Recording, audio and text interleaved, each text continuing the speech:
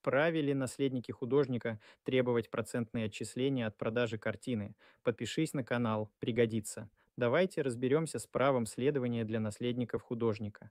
Согласно статье 1293 Гражданского кодекса, наследники действительно имеют право на получение вознаграждения при перепродаже оригинала произведения изобразительного искусства.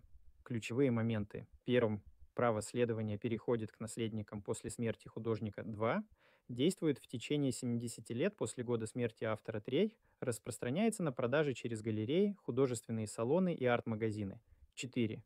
Размер отчисления определяется специальным постановлением правительства Российской Федерации «Практический совет». Для получения вознаграждения наследникам необходимо сохранить документы, подтверждающие авторство, отслеживать публичные перепродажи картин, иметь доказательства родства с художником. Обращайтесь за консультацией в АПТ Legal по любым юридическим вопросам для бизнеса и делись видео с другом.